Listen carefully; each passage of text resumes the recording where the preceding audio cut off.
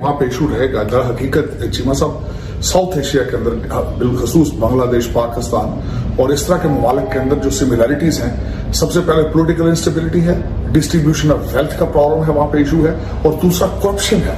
Corruption is killing the fabric of the society there.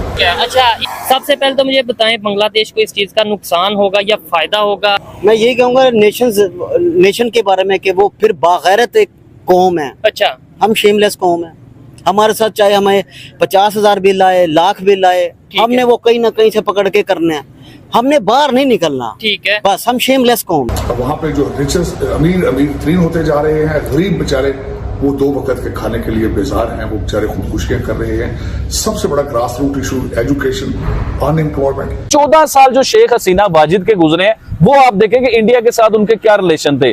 पिछले 2 सालों में शेख हसीना वाजिद की कुछ 10 मीटिंग हुई है प्राइम मिनिस्टर नरेंद्र मोदी के साथ, और इनके बजट में भी बांग्लादेश के लिए बहुत अच्छे पैसे रखे गए। मुझे लगता है, ये मैं अपनी ओपिनियन बता रहा हूं, अगर बांग्लादेश इसी तरह इंडिया के साथ जुड़ा रहा तो आने वाले फ्यूचर में बांग्लादेश बहुत आगे जा सकता है। पाकिस्तान को खास मैं इसको अगर अटैच करने की कोशिश करूं, वहां पे भी लोगों को चाहिए कि देखें कि इस वक्त महंगाई का तूफान है, लोग बिजली के बिलों के से बेजार हो चुके हैं, और कोई पता नहीं है कि कंट्री चला कौन रहा है। पाकिस्तान में भी वही सिचुएशन नहीं जो बांग्लादेश में थी।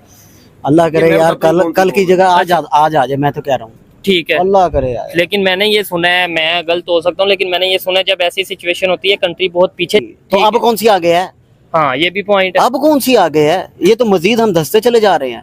अगर बांग्लादेश के नए पीएम आती हैं, नई वजीर आजम कोई भी आती हैं, और वो चाइना के साथ जुड़ती हैं या पाकिस्तान के साथ जुड़ती हैं, देखिए चाइना की हिस्ट्री गवाह है इस चीज को लेके कि चाइना जिस भी मुल्क में घुसा है उसने कर्जे दे दे के उस मुल्क की इकोनॉमी को तबाह कर दिया है। श्रीलंका की एग्जांपल आप देख लीजिए, श्रीलंका में क्या। जय हिंद दोस्तों, वर्ल्ड सेक्टर चैनल में स्वागत है। दोस्तों आपको बता दें, बांग्लादेश की सांसद भंग हो गया है और शेख हसीना समर्थक जनरल बरखात खालिदा को जेल से रिहा कर दिया गया है। दोस्तों, बांग्लादेश में आरक्षण को लेकर शुरू हुए बवाल ने प्रधानमंत्री शेख हसीना से उनकी कुर्सी तक छीन ली। दोस्तों, भारी प्रदर्शन के बाद जो है तख्ता पलट हो गया। प्रधानमंत्री शेख हसीना को भागकर भारत में शरण लेना पड़ा। दोस्तों, उनके बांग्लादेश छोड़ते ही पूरे देश में भारी बवाल देखा जा रहा है।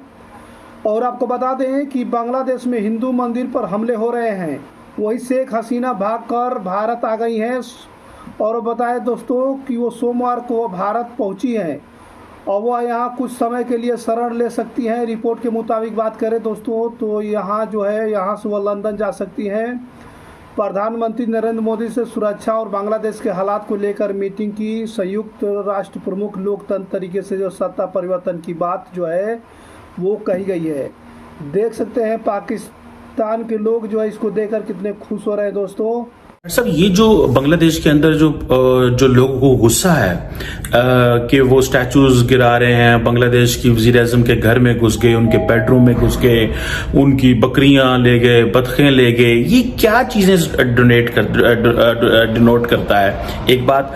दूसरा, आपको लगता है कि जो स्टैचू गिराए जा रहे हैं शेख मुजीबुर रहमान के, क्या बांग्लादेश 50 साल बाद एक नया बांग्लादेश बनने जा रहा है? क्योंकि जो है जो लोगों का रिएक्शन है वो बहुत फ्यूरियस किस्म का रिएक्शन है।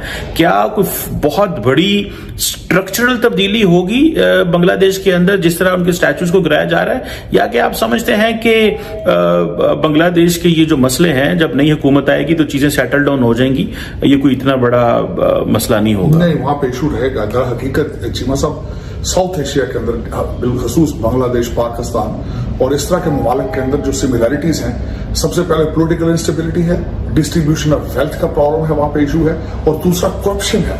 Corruption is killing the fabric of the society there. फिक्रिया है फॉर पाकिस्तान। कैसा चल रहा है आपका, मतलब जहाँ पे आप सेलमैनी करते हैं, जॉब आपकी कैसी चल रही है? बस 0/0 ही। अब तो बिल्कुल ही काम खत्म हो गया। पहले तो फिर कुछ 4 आने बच जाते थे, अब तो सारे बिलों में जा रहे हैं। ठीक है सर, आपका बिजनेस कैसा चल रहा है? कारोबार ठप हुए हैं, ठप।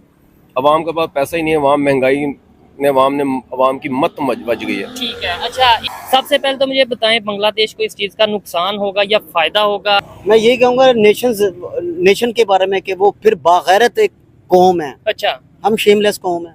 हमारे साथ चाहे हमें 50,000 बिल आए, लाख बिल आए, हमने वो कहीं ना कहीं से पकड़ के करना है, हमने बाहर नहीं निकलना। ठीक है। बस हम शेमलेस कौम है। लेकिन सर देखे ना, कहीं पे अगर मार्शल लगता है या कोई ऐसे एस्टेब्लिशमेंट की मतलब डेमोक्रेसी खत्म होती है, डिक्टेटरशिप आती है, आपको नहीं लगता वहाँ पे कंट्री बहुत पीछे चला जाता है, बांग्लादेश को बड़ा नुकसान होगा? वो ऐसा कोई चक्कर नहीं है। उनके जो उनसे जर्नैल है उनने कहा हुआ है कि मैं थोड़ी देर ये जरा हाँ सुकून हो जाए तो फिर मैं इलेक्शन करवा लूंगा। लेकिन हमारे यहाँ पे भी जब ऐसी सिचुएशन बनी है, ऐसा ही कहा गया था कि भाई देखें इस टाइम सिचुएशन ऐसी है तो हम इसलिए टेक ओवर कर रहे हैं, उसके बाद हम इलेक्शन करवाएंगे और सारे हालात नॉर्मल करेंगे। लेकिन 10 साल नहीं है, फौज का कोई किरदार नहीं है। फौज बांग्लादेश में, किसी भी मुल्क में, अच्छा दुनिया के किसी भी कंट्री में, ठीक है, हर बंदा को अपना अपना काम करना है। सियासतदान ने अपना काम करना है, फौज ने अपना काम करना है। मैंने आपके काम में दखल नहीं देना, आपने मेरे काम में दखल नहीं देना। ठीक है। जब मिलिट्री कू होता है, जिसे मार्शल लॉ कह लें या डिक्टेटरशिप कह लें या कुछ भी जो बांग्लादेश में हो रहा है, उससे कंट्री को नुकसान कितना नुकसान होता है? वो ताकत का रूल चल पड़ता है। ठीक है। माइट इज राइट का कानून चलता है। ठीक है। जमहूरियत खत्म हो जाती है, डेमोक्रेसी खत्म हो जाती है, तबाही हो जाती अभी जैसे देखें इंडिया के साथ उनके काफी रिलेशन बेहतर थे, हम ये सुनते थे इंडिया बड़ा सपोर्ट करता है, लेकिन जब से ये खबर आई है तब से इंडिया ने अपनी जो रेलवे है वो रोक दिया है कि भाई अभी यहाँ पे कोई आना जाना नहीं होगा। 2 + 2 4 की तरह सीधी सी बात है कि आर्मी का सियासत में कोई काम नहीं है। 5 साल आज तक पाकिस्तान की तारीख में कोई वजीर आजम नहीं कर सकता। सर पाकिस्तान में भी वही सिचुएशन नहीं जो बांग्लादेश में थी। अल्लाह करे यार कल की जगह आज आ जाए, मैं तो कह रहा हूँ। ठीक है, अल्लाह करे यार। लेकिन मैंने ये सुना है, मैं गलत हो सकता हूँ, लेकिन मैंने ये सुना है जब ऐसी सिचुएशन होती है कंट्री बहुत पीछे। तो अब कौन सी आगे है? हाँ ये भी पॉइंट है। अब कौन सी आगे है? ये तो मजीद हम धसते चले जा रहे हैं। ठीक है। तो हम तो कह रहे हैं कि आए इनकलाब, अल्लाह करे। ये इनकलाबी कौम नहीं है, ये धनिया पी के सोई हुई कौम है। ये चित्रों से जागेगी। लेकिन आप भी उसमें आते हैं, मैं भी उसमें मैं भी हूँ, तो मैं खुद भी हूँ, ऐसे ही हूँ ना। ठीक है, मैं इस कौम में से ही हूँ ना। दोस्तों आपको बता दें कि इसी को लेकर के अमेरिका ने अपने नागरिकों को बांग्लादेश यात्रा करने पर जो है वो मना कर दिया है। और आपको बताएं दोस्तों, अमेरिका ने मंगलवार को अपने नागरिकों को बांग्लादेश की यात्रा न करने की सलाह दी है। अमेरिकी विदेश विभाग से उच्चतम स्तर की एडवाइजरी जारी करते हुए बांग्लादेश में संयुक्त अमेरिका के गैर आपातकालीन सरकारी कर्मचारियों और उनके परिजनों को तुरंत देश छोड़ने की सलाह दी है। अमेरिकी विदेश विभाग ने जो है ढाका में जारी अशांति कारण यात्रियों को बांग्लादेश की यात्रा न करने की सलाह दी गई और कहा गया वहां फंसे नागरिक जो है एयरलाइंस से संपर्क कर रहे हैं और वहां से जल्द ही निकलें। ये भी कहा गया कि बांग्लादेश के प्रमुख शहरों में लूटपाट, चोरी, मारपीट और मादक पदार्थों तस्करी जैसे अपराध बढ़ गए हैं, लेकिन विदेशियों को उनकी राष्ट्रीय पहचान के कारण निशाना बनाए जाने के बारे में भी जो सोचना तक नहीं है। दोस्तों आपको बता दें कि बांग्लादेश की सेना ने एक निगरानी एजेंसी शेख हसीना समर्थक जनरल प्रमुख जनरल को बर्खास्त करने तथा अन्य महत्वपूर्ण पदों से फेरबदल करने की घोषणा है। इस कदम से यह संकेत मिलता है कि सेना पीछे से हट जाएगी, क्योंकि संभवतः मोहम्मद यूनुस नेतृत्व के नागरिक सरकार कार्यभार को जो है संभालने जा रही है। दोस्तों